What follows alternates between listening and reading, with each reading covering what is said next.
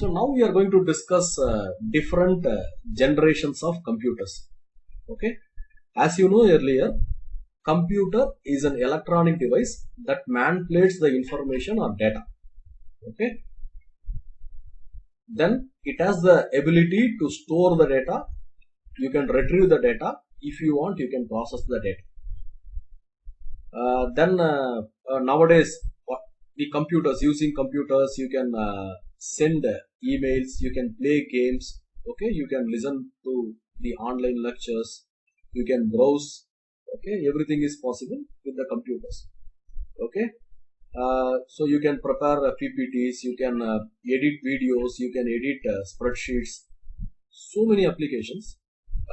So initially this computer in 1940s, the first generation of computers has come.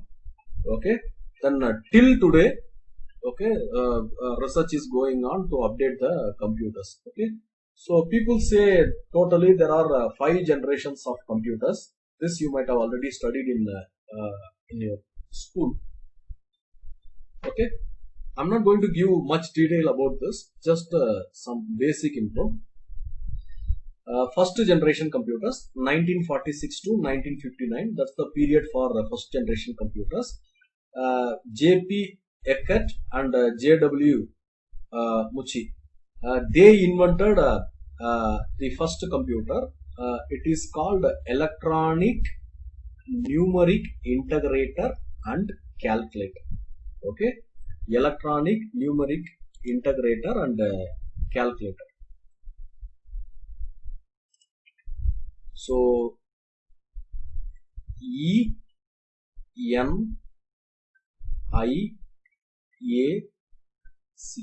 Okay, it is in shorthand. It is called as ENIAC. There are many more. Not only this, there are many more examples. This is one example. There are many more things. Even IBM, they have introduced some first generation computers. No need to remember all those things. These are history. Okay. So what are the advantage? If you see, in those days, vacuum tubes are the only electronic component. Okay, so this entire first generation computer, that is made by vacuum tubes. So these computers could calculate in millisecond. Okay, millisecond. Then what are the drawbacks? So the size is very big. Weight, if you see, it goes up to 30 tons. Okay.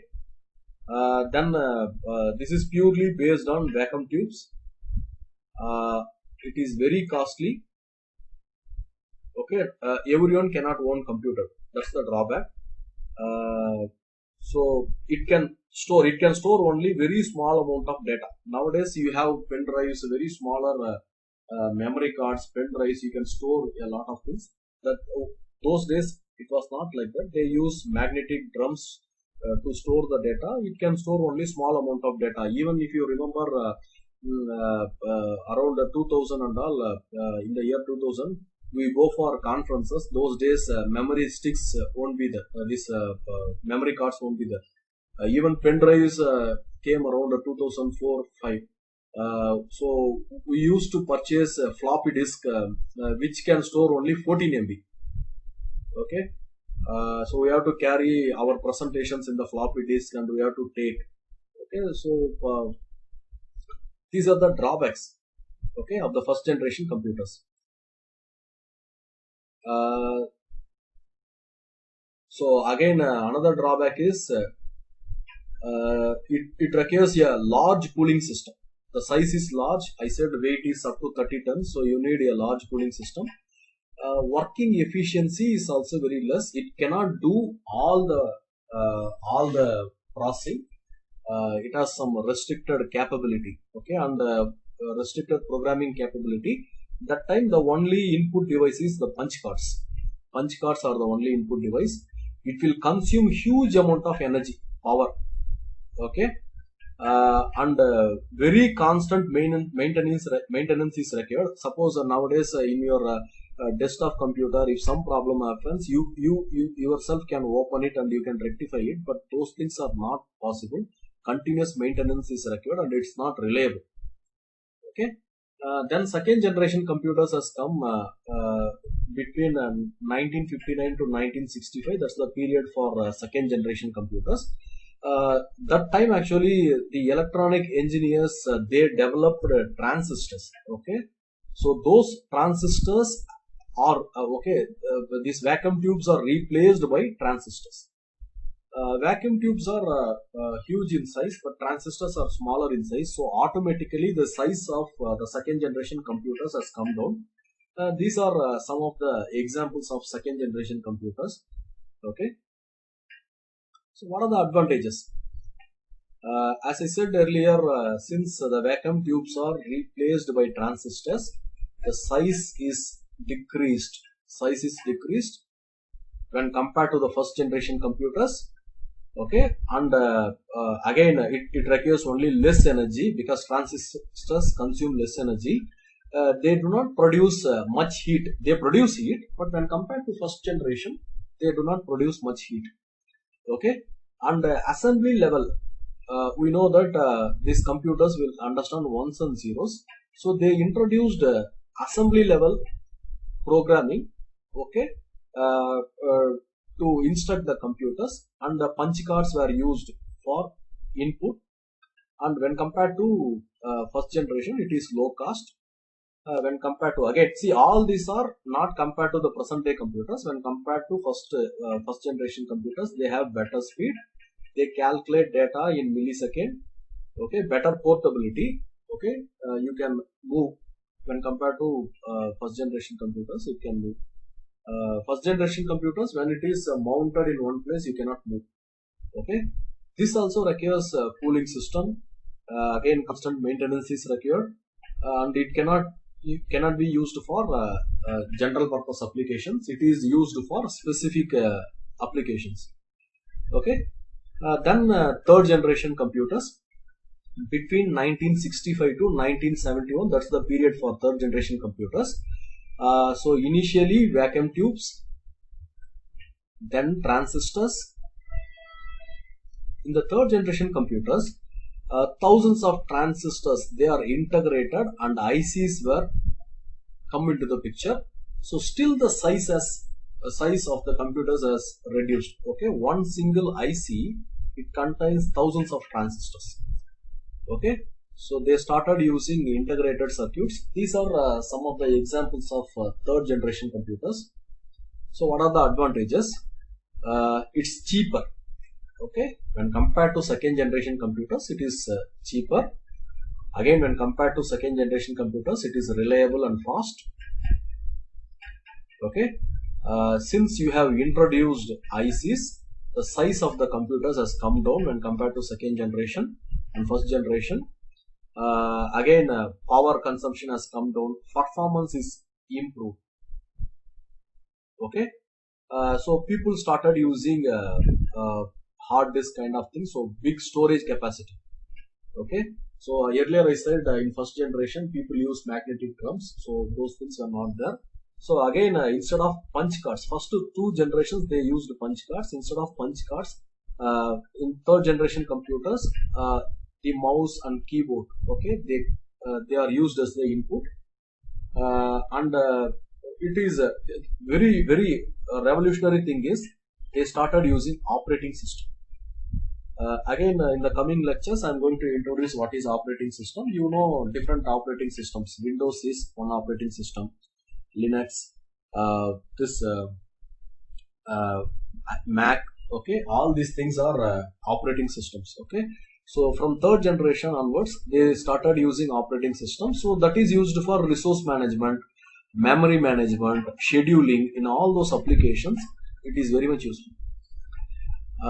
Then again, earlier if you see, I said that to process the data we need microseconds. Now the computational time has come down from microsecond to nanosecond. The computational time has come down. Then what are the drawbacks? So we are using IC chips. If something happens, that entire board you have to remove. Okay, so it is difficult to maintain. Then in order to fabricate the IC chips, you need a sophisticated technology. Then again, air conditioning is required, but not that much big. You need air conditioning. Then fourth generation computers. Between 1971 to 1980, that is the period for fourth generation computer, they started using microprocessors. Okay, so this microprocessor, it has arithmetic and logical units to perform arithmetic operations and logical operations, and they also started using GUI, graphical user interface. Okay, GUI stands for graphical user interface. Okay, so that it is easy for the people. Okay, it has some standard templates, so it is easy for the people to use the system. It has made the access to the system handy. Then these are a few examples, okay, of fourth generation computers. What are the advantages? Okay, so fast computation, size get reduced when compared to first generation, second generation, and third generation computer. Heat generating, it generates heat, but it is negligible. Whereas in the previous three generations, you must have, okay, some cooling mechanism. Okay, and as I said here, it is smaller in size, less maintenance is required. Now all type of high level languages like C, C++, okay, earlier they used what is that, mission level languages and assembly languages. Now, okay, they started using high level languages, okay, to instruct the computer. What are the drawbacks? Okay, fabrication of microprocessor, designing the microprocessor is very complex. Again, you need air conditioning, like a small fan or something, okay, that is required. Then the fifth generation. So 1980 to present day, it's called fifth generation. Almost 40 years. 40 years, still it is going. So if you see presently, not in 1980s, presently people are talking about artificial intelligence. Okay, say for example, as I said earlier, we need some programming languages like Python to instruct the computer. I want to find out 1000 factorial. Okay, so I need to write some program using Python or C. Okay, so in artificial intelligence, when you think about artificial intelligence, I don't want all these programming languages. If I just say my natural language input, if I say hello computer, compute factorial for 1000, something like that, if I say, it has to do. So people are working towards this, okay, artificial intelligence. So automatically it has to calculate. Again, this is using ultra large scale integration, ULSI. So more ICs will be there.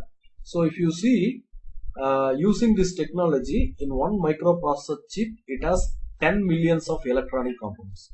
Okay, so again the size has come down.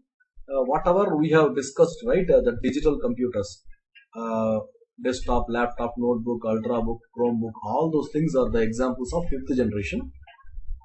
So advantage, much reliable, much faster. It is available in different sizes. If you go for workstation, it is very big. If you go for supercomputer, it is very big. You can go for desktop computers, laptops. I have my mobile phone, smartphones. I have my tablet. Okay, so it is available in different size. Okay, and it is user friendly. What are the drawbacks? Okay, as I said earlier, people are looking for low level languages like natural language. So if I say something, my computer has to do.